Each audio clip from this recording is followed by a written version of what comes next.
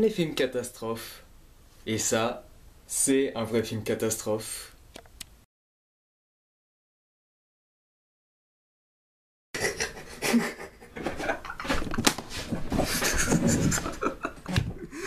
Bonjour bonjour tout le monde, soyez bienvenus à ce tout nouvel épisode du CBGVC. Mon dieu, cette 183e fin du monde, il m'a bien fait rire, franchement. On me disait certains, et en plus il y en a qui croient encore, mais ils disent, je l'explique parce que, oui, bon, j'arrête parce que c'est quand même quelque chose de sérieux, parce que, en fait, dans cette 183e fin du monde, c'est 21 décembre 2012, en fait, normalement, ce serait là où il y aurait un serait la fin du monde à cause d'une activité anormale venant du soleil, enfin, surtout des tempêtes solaires. Mais bien sûr, dans l'émission, on a remarqué que il n'y avait rien d'anormal, donc ce qui m'étonnerait que en cette année 2012, cette année 2012, enfin fin d'année, il va se passer que va avoir la fin du monde. Mais bon, il y en a déjà un qui c'est pour 2014. Mais avant que ce jour n'arrive, ou peut-être pas, on va parler de ça.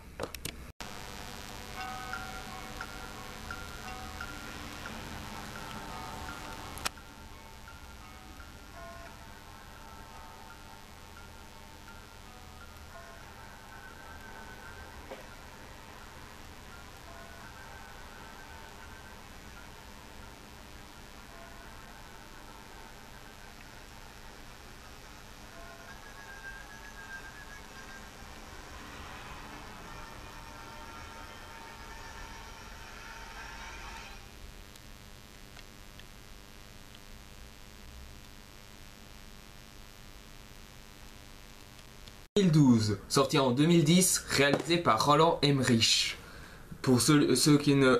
personne ne le connaît pas, parce que c'est lui qui a fait le premier film Stargate.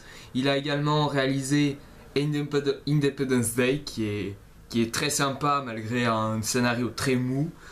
Il s'est quand même un peu bien cassé la gueule avec Godzilla, enfin le remake américain de Godzilla. Et enfin, il s'est remis à nouveau grâce à ce film, le jour d'après, que je considère comme l'un de ses meilleurs films, mais qui m'a quand même beaucoup traumatisé quand j'étais môme. Et enfin, les derniers films qu'il a fait, c'était 2000 et 2012. Donc voilà tout ce que je veux dire sur Hector. Passons maintenant au fil du sujet. 2012, de quoi ça parle? C'est très simple. Pour ceux qui connaissent bien, c'est en fait les Mayas, ils ont prédit qu'il y aurait une catastrophe planétaire lors du 21 décembre 2012 parce que leur calendrier s'arrête pile à cet endroit. Bien sûr, il y a une famille, qui va essayer de survivre aux catastrophes qui va se passer et aller jusqu'en Chine parce qu'ils ont construit des énormes arches pour conserver l'humanité. Mais il doit faire vite parce que pour l'instant le monde est en train de se déchirer. Voilà, c'est à peu près ça l'histoire. Enfin, c'est un scénario classique de film catastrophe, il n'y a rien à dire. Mais bon, on va quand même voir que il est quand même de très moyenne qualité, voire même une pompe commerciale. Je dis directement pompe commerciale parce que déjà personne ne connaissait pas cette prophétie du 21 décembre 2012. Enfin, on s'est tous souvenus du bug de l'an 2000 qui a créé ce blackout temporaire. Mais après, ici, apparemment, c'est lors de la sortie promotionnelle du film que cette prophétie, il s'est mis, enfin, on a commencé un peu à le mettre sur les médias. Donc, cette façon de présenter une prophétie qui est soit vrai ou pas, même si c'est vrai que ça appartient au calendrier Maya, ils sont apparus uniquement parce que lorsque le film est sorti, c'est tout. Mais déjà, je sais déjà que si vous allez me dire que je crois à la fin du monde, non. J'ai des doutes, mais non. Parce que ce serait un peu trop, ce serait un peu trop rapide pour moi, et c'est pour plusieurs gens, de mourir assez jeune. Moi je n'ai que 18 ans, donc pour ceux qui veulent pas mourir jeune, voilà quoi. Et je trouve que c'est un peu trop rapide, déjà. Et aussi que les calendriers mayas, ils se basaient sur rien du tout en fait. Parce que je veux dire, les anciennes fins du monde, je veux dire, il y avait disons, la religion catholique, ça se référait par rapport à Dieu ou à Jésus-Christ, disons que Jésus-Christ va descendre sur terre, ce sera l'Armageddon, etc. Idem pour les musulmans, pour les juifs et tout ça. Enfin, je n'ai rien contre eux, mais je respecte leurs croyances, même si je ne suis pas croyant. Et les Chinois, eux, c'est un peu leur Dieu créateur, mais aussi au livre qu'ils ont fait par rapport à la fin du monde. Les hindous, idem. Mais par contre, les Mayas, ils se sont basés sur rien. Comment, je dis bien comment, on peut prendre au sérieux une fin du monde si une civilisation antique qui l'a prédit, il ne se base sur rien, sur le néant. C'est quand même exagéré, quoi. Voilà, c'est juste débile. Non, quand même au film, parce que la réalisation de Roland Emmerich, c'est à peu près la même chose que le jour d'après, on peut dire. C'est pas vraiment quelque chose d'exceptionnel, c'est juste, voilà, c'est à peu près la même chose. Pour les effets spéciaux, ben, ils sont réussis, mais je préfère plus ceux du jour d'après, parce que le jour d'après était vraiment plus réaliste. Ici, dans 2012, c'est un peu du super mégatonne d'effets spéciaux, et c'est ça qui nuit un peu au film. Et je peux vous dire que quand il y a trop d'effets spéciaux, on sent quand même que c'est plus un but commercial. J'avais oublié aussi de parler des acteurs. Ben, il y avait John Cusack, il y a Woody Harrelson qui fait un petit rôle, mais après il se fait boum, tué par un volcan, le pauvre homme.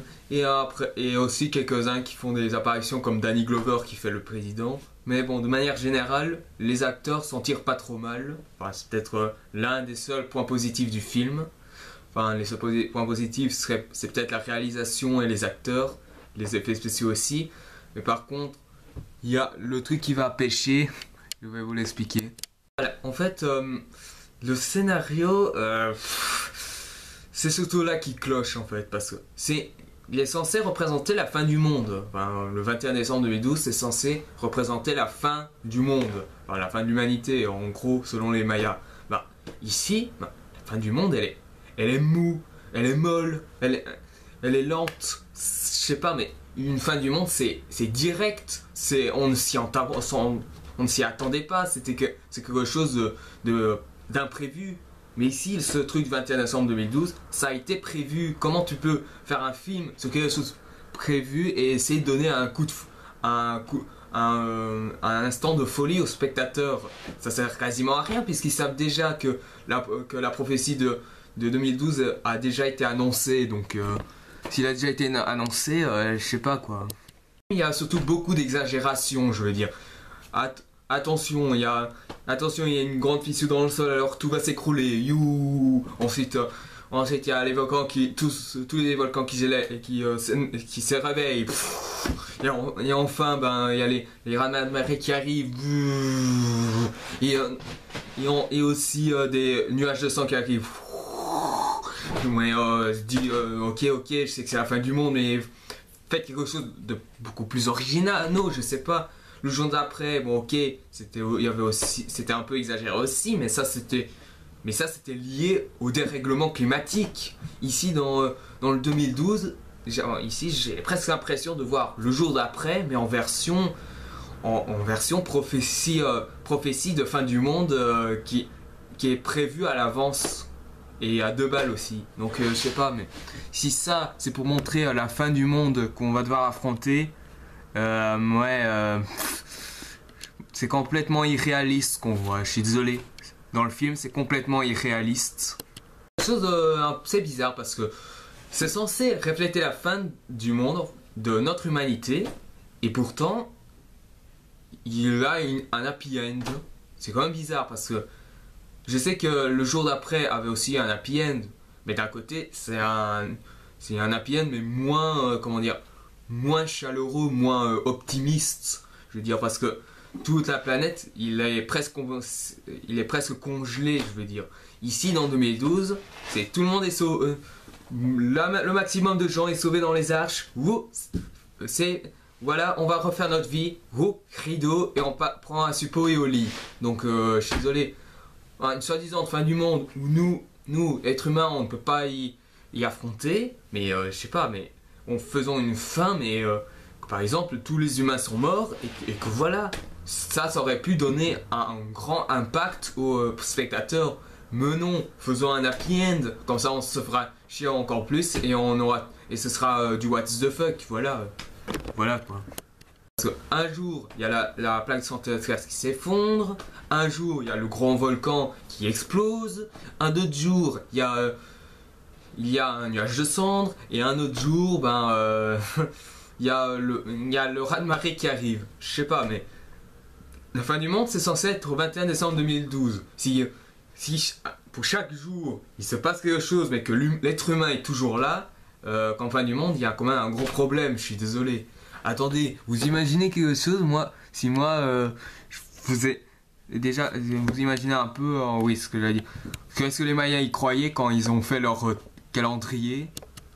Si je veux savoir quelle est la fin du monde, je divise tout par 4. Voyons.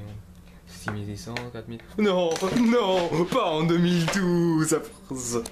Il y a des moments où il faut un peu arrêter de prendre les gens pour des débiles aussi. Déjà que la fin, c'est vraiment du what the fuck. C'est censé être la fin du monde. La fin du monde, le grand apocalyptique, tout le monde ne peut pas survivre. Et il te fait un truc comme ça, franchement... Je devais dire quand même un point positif encore sur le scénario. Enfin, il y a le point positif. C'est que ça parle aussi un peu sur l'humain, je veux dire. Parce que les dirigeants, ils ont fait leur arche, mais c'est pour seulement sauver la peau à eux, et pas aux autres. Ouais. Ils veulent sauver l'humanité, mais il n'y a que eux qui sont sauvés. En fait, en gros, ça veut dire que les politiciens sont des gros cons, des gros égoïstes, et que le seul moyen pour sauver le monde, c'est de se sauver eux-mêmes. Et les autres, ils n'ont qu'à se faire buter, voilà. Franchement, je sais pas, mais aussi, heureusement qu'il y a ça, déjà qu'il y a un personnage noir, il s'appelle encore comment cet acteur, je me souviens plus très bien, il s'appelle... Ah oui, c'est ça, je crois que c'est Chiwetel Ejiofor, pardon. Enfin, je connais pas vraiment tous les acteurs, mais voilà, je pense que celui-là, il a quand même une bonne réflexion. Il dit que être humain, c'est pas seulement rester en vie, mais c'est aussi s'inquiéter aux autres, et que si on veut, et qu'on n'a pas envie que les descendants aient ce poids, assez angoissant dans leur vie, etc. Bon, ce speech, vous allez dire que c'est un peu trop simple comme ça, mais d'un côté, je pense que c'est un peu vrai, parce que d'un côté, il faut quand même se dire que c'est vrai qu'on est des êtres, c'est vrai que souvent ça arrive qu'on soit un peu égoïste, qu'on soit tous ces choses-là, mais si c'est pour sauver, des millions de gens et aussi pour essayer de préserver l'humanité, mais attends, à leur place, moi je ne jouerais pas l'égoïste, je mettrais le maximum de personnes qu'il faut pour sauver, et voilà, s'il y a une catastrophe, même s'il y aura quelques morts, mais au moins j'aurais au moins sauvé des gens, quoi. Ici, ce qu'ils font, c'est juste de l'égoïsme pur et simple. Leur excuse, c'est qu'ils disent on s'amuserait à l'extinction. Non mais franchement, il serait directement l'extinction si vous faites tout par vous-même. Il y aurait des milliers de gens dans cette planète. S'ils sont en danger, vous devez les aider et ne pas rester là dans votre canapé. Oui, on va laisser les gens mourir. Voilà quoi. Dans le jour d'après, c'est pas que le président était trop égoïste, mais c'est parce qu'il ne croyait pas aux hypothèses des scientifiques. Ça, c'était dans le jour d'après. Dans le 2012, c'est vraiment du pur égoïsme. Ils veulent seulement sauver leur peau, c'est tout. Et bon, ici, je peux quand même un peu admettre que les acteurs jouent quand même un peu correctement, mais bon, dans le jour d'après, je les trouve un peu je les trouve meilleurs, je veux dire. Ici, le maître du film catastrophe, qui s'est reconnu grâce à Independence Day et le jour d'après, ici, il te fait un film catastrophe comme il en existe des pelletés. Un film sur 2012, enfin sur le 21 décembre 2012, c'est pas une idée stupide, mais franchement, si c'est toujours utiliser ça que dans le what the fuck, et que c'est une fin du monde aussi mou qu'un bus qui s'arrête tous les arrêts, je sais pas, mais voilà quoi. Ça ne sert à rien alors. Je vais pas revenir longtemps sur le film. En conclusion, 2012, ben, je ne vous recommande que pour seulement bien vous marrer, je veux dire. Parce que les effets spéciaux sont jolis, oui. Enfin, ils sont même un peu trop jolis parce qu'ils ont trop lancé et ils ont tout donné sur les effets spéciaux. La réalisation, moi je trouve que c'est la même chose que le jour d'après, on peut dire. Quant au scénario, ben, c'est surtout là que ça cloche parce que il te fait une fin du monde aussi mou oui je le répète, une fin du monde aussi molle qu'un bus qui s'arrête dans tous les arrêts. Et quant aux acteurs, bah, ils jouent correctement, mais je préfère plus ceux du jour d'après parce qu'ils sont plus crédibles. Mais donc voilà, moi je dis, on a chacun notre avis sur cette fin du monde. Si vous croyez, ben peut-être que ça va. Si vous croyez, ok, j'ai du respect pour vous. Moi je n'y crois pas, mais si vous croyez, voilà. Mais il ne faut pas trop prendre la tête non plus. Donc pour l'instant, ben, jusqu'à demain, Roland Emmerich est un peu considéré comme le messie de l'humanité. Mais bon, si jamais, que je dis bien, si jamais ce vendredi 21 décembre, il ne se passe rien et que le 22 décembre on est toujours là, ben, je vous jure que moi ainsi que tous mes collègues sur YouTube, on va bien se foutre de sa gueule et on se fera un très grand plaisir. Merci d'avoir vu cette vidéo, j'espère que ça vous aura plu.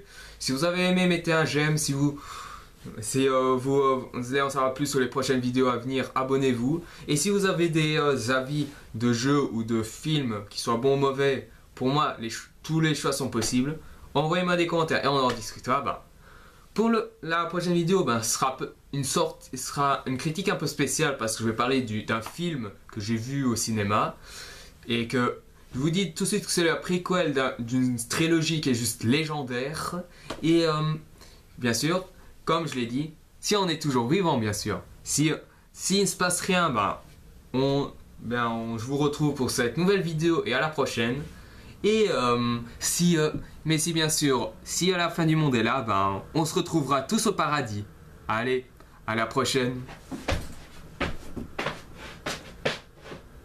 Je me demande si les gens ont peut-être déjà fait leur bunker pour que je puisse y aller.